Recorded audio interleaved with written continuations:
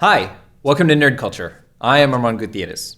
All right, so what is a nerd? First things first, it's an identity. An identity is who a person is, comprised of individual and social categories a person identifies with, as well as the categories that others identify with that person.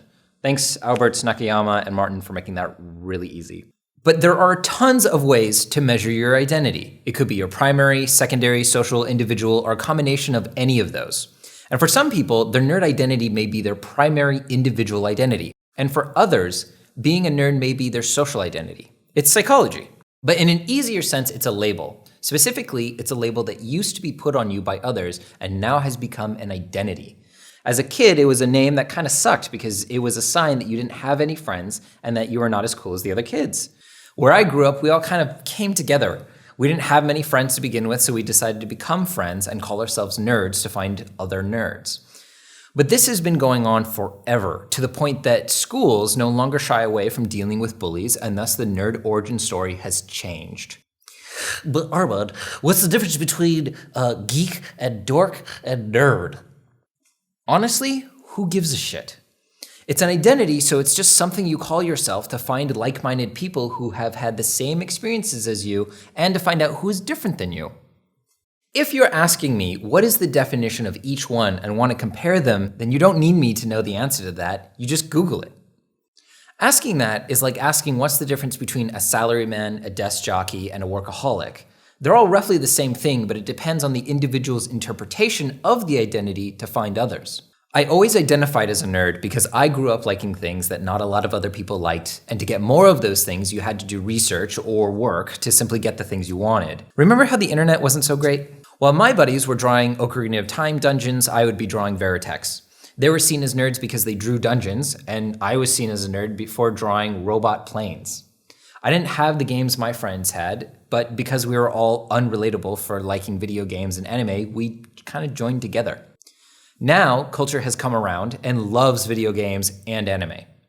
As for geek or dork, those are two really different stories. I don't know anyone who identifies as a dork since Google says you're a dull, slow-witted, or socially inept person. And as for geek, some people use that identity, and it may be because they were a band geek, theater geek, or because geeks are seen as tech-savvy from movies and companies. The labels which are put on people are a little arbitrary when you're asking, what are you? Now they are fun names that we put on ourselves to invite others who know the label to explore bigger ideas. A calling card, if you will. Not all nerds play video games, not all nerds are shitty at talking, not all nerds are smart. Back then, if you liked something too much, you were seen as a nerd. And back then, being called a nerd was primarily used as an emasculating term by boys to other boys because being a man was the goal for that group. But that's just my experience. It's not everyone's. Some people were called nerd for not performing well enough at something they were trying. So if a girl was good at math and then tried makeup for the first time and wasn't good at it at all, she could have been called a nerd. But that is all the old narrative. That was the spread of the label, not the identity. The identity, I believe, relies on obsession. If you are obsessed with something, then your identity as a nerd is accepted by most people. I think that with all the concepts of the identity of nerd, you can make a connection to an obsession. Take, for example, nerds who collect comic books. The most impressive collections involve not just collecting whichever arc you like the most, but a collection of a single or wide breadth of media. If you dig Batman from 1966, then you might have some of the toy line from the 60s or something equally rare to show off your fandom identity. Looking at you, Ralph Garman. But for Ralph Garman to be a nerd, he has to identify as one. Or you can label someone as one as long as you mean it as a term of endearment because you relate to them, otherwise you're just name-calling. And I do think Ralph Garman is a nerd for getting the 1966 Batman utility belt, which is the most coveted Batman toy amongst collectors. That's pretty nerdy. And my parallel piece of collection is my Subaru Studio set where I take my Ultraman pics. Now on Instagram. So all in all, a nerd is a person who is obsessed with something that they like. A lot of the time that thing is rare or not well known, but if the thing is well known, then you can measure their nerdom by how obsessed they are with it. But don't ever make someone prove their nerdom to you. Just learn from one another and work together to have a good time.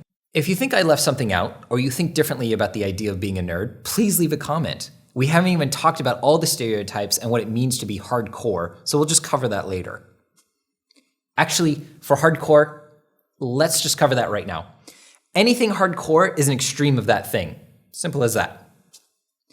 If you liked this video, please hit that like button. If you're new, welcome to the channel. Please subscribe so that way I have more reasons to actually make these things. And of course, please comment below. I promise I'll try my best to chat with everyone, even the trolls.